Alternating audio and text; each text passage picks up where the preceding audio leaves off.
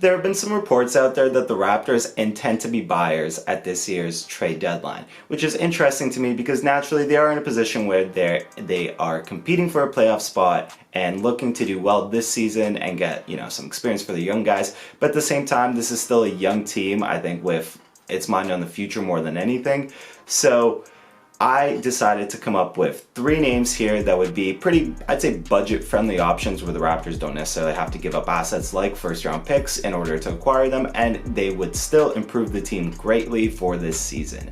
Now, before I fully jump into the video, just make sure you are leaving a like, and if you're new here, subscribing to the channel. Both those things help my channel out a lot, and I very much so appreciate it. And with all that being said, let's hop in. You'll notice a theme when it comes to some of these targets, but I'm going to save that for later. The first of these names is one that I think the Raptors fans will be very familiar with, and that is Terrence Ross. That's right. We all know the Orlando Magic aren't really going to do much of anything this season, and they are definitely a team that is in a full rebuild, so why not help them out with that, right? Terrence Ross, albeit hasn't been having the greatest season this year for the Magic, but a change of scenery and a change of role where he has a chance to come off the bench for the Raptors and just be a go-to scorer, get them a little bit of that scoring punch that they have so desperately lacked from the bench, and obviously add some wing depth to this team. Terrence Ross could be a very healthy addition for this Raptors team, and I don't think he's going to cost much. I mean, I don't think any of these guys are going to cost much. I think something like a expiring contract with Goran Dragic over to that team, along with maybe a second rounder or 2. Not the most unrealistic thing to see happening. I can't imagine the, Magic really have Terrence Ross firmly in their future plans, and if they have a chance to accumulate future assets and expiring contracts, they are going to take it. So tremendous name for them to really get things going. Sticking with the theme of help on the wings and scoring, help off the bench, I got another name here, one that I actually haven't really heard that much amongst Raptors fans. Like, I feel like the other two, maybe I've heard a little bit here and there, but this one in particular, this is my own personal, name to throw out there. Doug McDermott would be a fantastic add for the Toronto Raptors. Again, he helps you out so much in the scoring department off the bench. He's really a quality role player, and I feel like that's kind of being wasted on, with all due respect, the San Antonio team that's not that good. So bringing him over to the Raptors where he can give that scoring punch to a young team trying to compete for the playoffs and that really needs it would be tremendous. Again, I don't think you're gonna have to pay a lot to get Dougie from the Spurs, and you got his contract under control for a good few years, which naturally I think you'd be a fan of.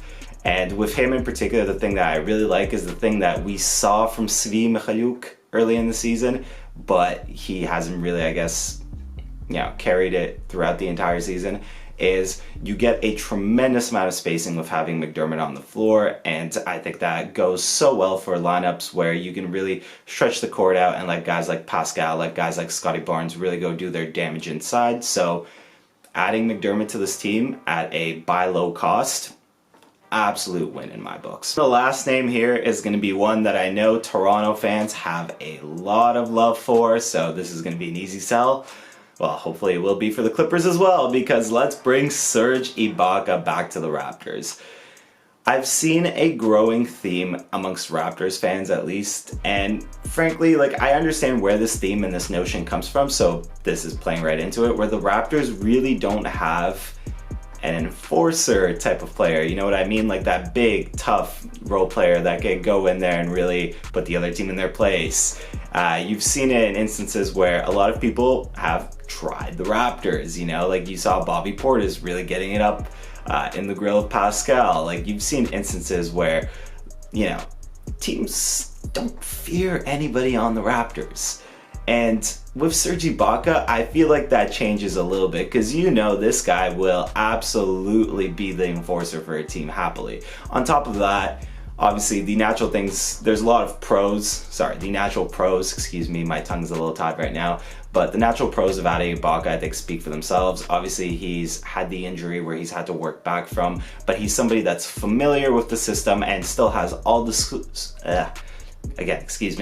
all the tools to be a good contributor within this system. I think Ibaka coming back to the Raptors and giving them some help on the inside at the big man position, coupled with, you know, help in the intangibles of being an enforcer and just, again, being familiar with this team, with Nick Nurse and all those other assets, all those other players.